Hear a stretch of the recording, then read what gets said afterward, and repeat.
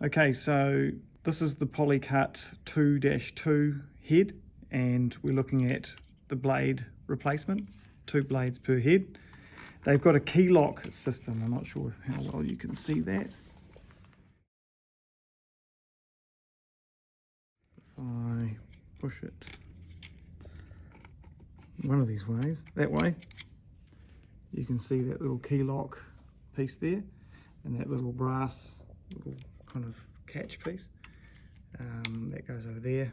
Pull it in place and the blade is locked in. So very simple head to replace blades on. So they get replacement blades. This is the little pack here, so we can see we've got 8 of the replacement blades for the PolyCut 2-2 head.